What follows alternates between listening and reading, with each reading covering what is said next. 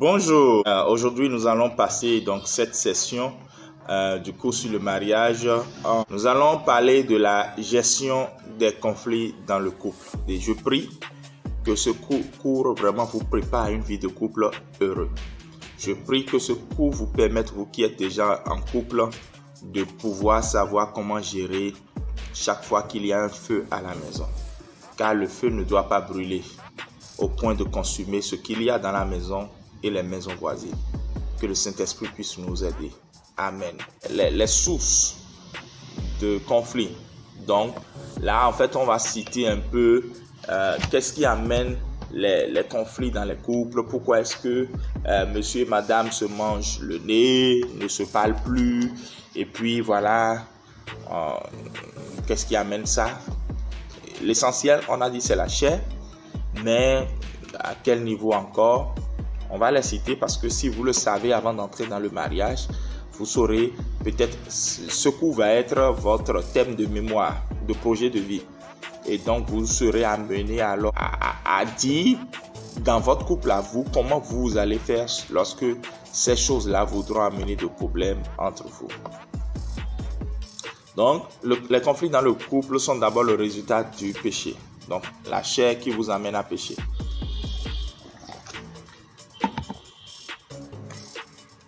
C'est comme ça que les Africains boivent du thé. Africain ne fait pas comme ça.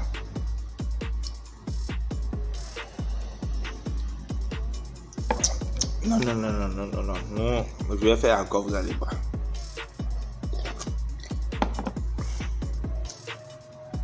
Voilà. Et il racle bien la gorge après. Voilà. Donc, d'abord, il y a l'influence extérieure que j'aimerais citer. Beaucoup de conflits sont venus dans certains foyers parce que la belle famille s'en est mêlée. Il y a un des membres du foyer qui suit des conseils au dehors. Ou bien il y a Dawawe qui est devenu le conseiller d'un homme qui est Zemidiaman. Ça là, je donne souvent cet exemple parce que il y a des hommes qui aiment trop écouter leurs collègues. Ah, moi je fais ci à ma femme. Est-ce que ma femme peut parler à la maison? Des trucs comme ça, des bêtises comme ça. Où il y a plein de femmes qui se font tromper par leurs amis. Ah, moi mon mari, il me donne ceci. Ah, moi mon mari, il me fait ceci. Beaucoup de problèmes sont venus dans plusieurs maisons sur la base des nous avons entendu, nous avons vu, machin, patati patata et tout. Donc l'influence extérieure. Deuxièmement ou troisièmement, le résultat du péché, le résultat de l'influence extérieure, les problèmes spirituels. Les problèmes spirituels amènent des conflits dans le foyer. Alors, les problèmes spirituels, c'est quoi? Ce sont ces racines d'influence satanique dans la vie de chaque conjoint qui n'ont pas été traités avant le mariage. Bien-aimé, n'entrez pas dans le mariage, ça va pris la peine de prier sur certaines choses. N'entrez pas là dans le mariage avec des rêves de mari de nuit et de femme de nuit. N'entrez pas dans le mariage étant quelqu'un qui mange dans la nuit. N'entrez pas dans le mariage étant quelqu'un qui est pourchassé par des bœufs, des serpents, des oiseaux. N'entrez pas dans le mariage étant quelqu'un qui ramasse de l'argent dans le sommeil, qui se retrouve nu sur les tas d'ordures. N'entrez pas dans le mariage quand vous n'avez pas réglé tous vos problèmes spirituels. N'entrez pas dans le mariage si vous sentez que tout ce que vous touchez là se casse dans vos mains. Résolvez ces problèmes spirituels. N'entrez pas dans le mariage quand vous savez que dans votre famille, toutes les femmes qui se marient, que ce soit même à l'église, finissent toujours par retourner dans la maison de leur père ou de leur mère. Traitez ces problèmes. Quatrièmement, je crois, c'est les besoins sexuels qui sont différents aussi bien chez l'homme que chez la femme. Et comme ce cours sera mis en ligne et exposé à tout le monde, je ne pourrai pas trop expliquer ça. Donc, dans le cours sur la sogologie, c'est-à-dire le cours sur la sexualité dans le couple, on pourrait revenir sur ça pour les fiancés. Retenez ceci et écrivez-le si vous voulez. Si tu veux gagner le cœur d'un homme, gagne d'abord son corps. Si tu veux gagner le cœur d'un homme, gagne son corps. Je l'ai dit autrement, femme, remplis le ministère de la séduction et mets en plein les yeux à ton mari. Que ton corps parle, son cœur va être gagné. Quand il m'a dit un zénou dit trop dit. Pourquoi il n'a pas galette au lait? C'est parce que la galette au lait, il n'a pas fait nous des lait. Vous voyez, non?